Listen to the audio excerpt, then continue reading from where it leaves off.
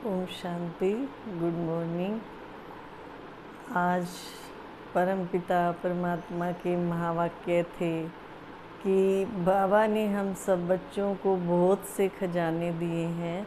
उन खजानों में से एक खजाना है संकल्पों का खजाना। इतना बड़ा ये संकल्पों का खजाना है कि जो सारा दिन हमारे मन में जो है संकल्प चलते ही रहते हैं, नॉन स्टॉप। वो भी एक सेकंड भी हमारा मन ऐसे नहीं है कि बिना संकल्पों के रह सके।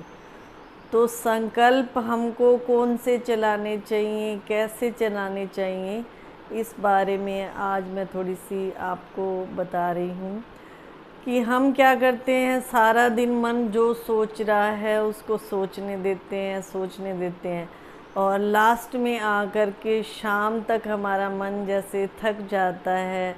अब मन क्या कहता है कि अब मैं बहुत थक चुका हूँ। और कई बार तो इतनी व्यर्थ संकल्पों की दौड़ होती है कि मन इतना व्यर्थ सोच रहा होता है, व्यर्थ संकल्पों के कारण हमें नींद भी नहीं आती है, क्यों मन ज़्यादा सोच रहा है। और समर्थ संकल्पों की शक्ति इतनी अच्छी है कि समर्थ संकल्प जिस दिन आप सोचते रहते हो, पूरा दिन अच्छा ही सोचते रहते हो, तो उस दिन आप बॉडी से भी हल्के रहेंगे, मन से भी हल्के रहेंगे और ऐसे लगेगा कि जैसे इस दुनिया में रहते हुए मैं दुनिया से अलग हूँ।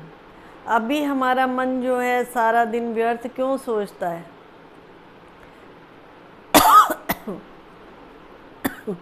अभी हमारा मन व्यर्थ क्यों सोचता है? क्योंकि व्यर्थ की हमको आदत पड़ चुकी है। जब तक पूरा दिन किसी से बातें ना हो, किसी से मान लो जैसे आप देखते होंगे कई बार लेडीज़ सारी इकट्ठी बैठ जाती हैं, बातों की चर्चा में लग जाती हैं, तो उसमें उनको इंटरेस्ट हो जाता है। 2 घंटे भी बैठे रहेंगे, 3 घंटे भी बैठे रहेंगे। तो ऐसे ही समर्थ संकल्पों का खजाना है। अगर आप समर्थ संकल्प एक दिन भी सोचना शुरू करते हैं तो समर्थ संकल्प जो है हमारे को एक दिन में आदत नहीं पड़ेगी। जैसे आप 2 मिनट के लिए रोज़ मेडिटेशन में बैठोगे तो मन को अच्छे शुद्ध संकल्प दोगे, तो वो आप सोचो कि मेरी एक दिन में ही आदत बन जाए, तो एक दिन में नहीं बनेगी।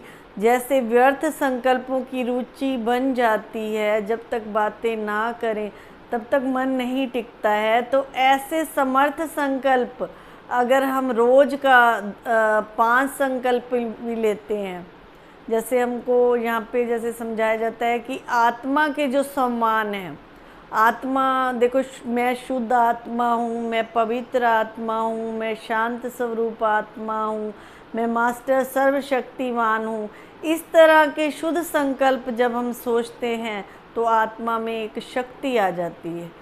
व्यर्थ संकल्प हमको कमज़ोर बनाते हैं और श्रेष्ठ संकल्प जो है हमारे को ऊंचा उठाते हैं।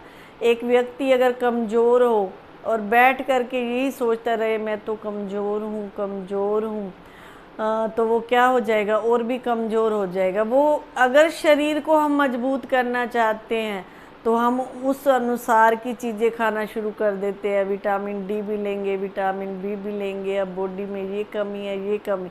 तो ऐसे मन के अंदर भी, मन आत्मा की शक्ति है। आत्मा के अंदर 3 शक्तियाँ हैं, मन, बुद्धि और संस्कार। मन का काम ही है सोचना और बुद्धि का काम है मन को सलाह देना कि अच्छा क्या है, बुरा क्या है।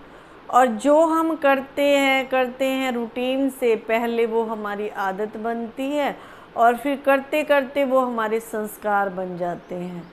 तो ऐसे मन को जितना हम पॉजिटिव सोचना सिखाएंगे तो मन पॉजिटिव सोचेगा। ऐसी शक्ति मन है जो 1 सेकंड में हम जहाँ चाहें मन को लेके जा सकते हैं। अभी सोचे कि मुझे लंदन जाना है तो मन 1 सेकंड में पहुँच जाएगा। इतनी बड़ी शक्ति है मन की।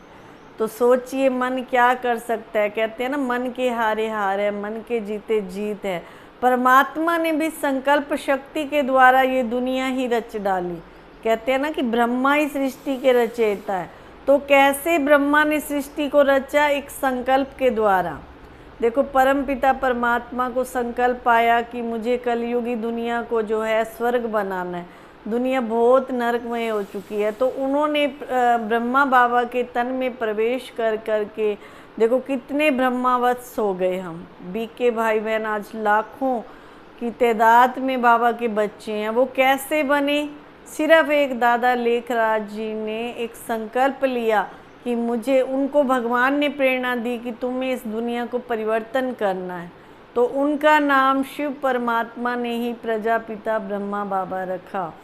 तो उसको प्यार से हम जैसे अपने पिता को बाबा भी बोल सकते हैं, ऐसे शिव पिता भी हमारे बाबा भी हैं और ब्रह्मा बाबा भी। तो ब्रह्मा बाबा को एक संकल्प ही आया, संकल्प से ही उन्होंने देखो इतनी बड़ी रचना कर डाली, इतने लाखों बीके भाई बहन हैं। तो मन में अगर हम शुद्ध संकल्पों की रचना करते हैं कि हाँ मुझे परिवर्तन होना है, मुझे दूसरे को भी परिवर्तन करना है अपने व्यवहार के द्वारा, तो आज नहीं तो कल हम भी बदल सकते हैं और दूसरे को भी बदल सकते हैं। अभी मन में नेगेटिव थॉट्स हम ज़्यादा लाते हैं कि वो है ही ऐसा, वो करता ही ऐसा है, उसको तो ऐसे ही करना है। अगर आपके साथ कोई गलत व्यवहार करता है या गलत बिहेव करता है, उसके लिए आप रोज़ शुभ सोचो, नहीं ये बहुत अच्छी आत्मा है, ये बहुत अच्छी आत्मा है, तो देखना धीरे धीरे उसका व्यवहार भी चेंज हो जाएगा।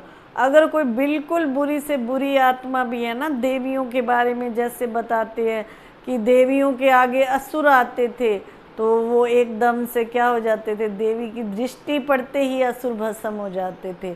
तो ऐसे मन की बुराइयां भस्म करनी है तो अपने मन को मजबूत बनाइए, मन को रोज़ अच्छे शुभ संकल्प दीजिए, तो देखना आज नहीं तो कल हम परिवर्तन हो ही जाएंगे। कभी भी दूसरी बात आज बाबा ने मुरली में ये भी कही कि क्या होता है, कई बार हम पास्ट के बारे में सोच सोच के परेशान हो जाते हैं। पास्ट के बारे में ज़्यादा नहीं सोचो, जो समय चल रहा है उसको अच्छे से बिताओ, तो पास्ट भी आपका क्या हो जाएगा, भूल जाएगा, और भविष्य भी उज्जवल हो जाएगा और वर्तमान भी आपका श्रेष्ठ हो जाएगा। तो समय इतना बड़ा खजाना है, संकल्प इतने बड़े खजाने हैं और श्वास भी हमारे खजाने हैं। तो एक एक श्वास हमारा श्रेष्ठ संकल्पों में जाए, तो यही हम मंगल कामना करते हैं अपने लिए भी और दूसरों के लिए भी, कि सबको कहते हैं ना, हे भगवान सबको सद्बुद्धि दो, सद्भावना दो।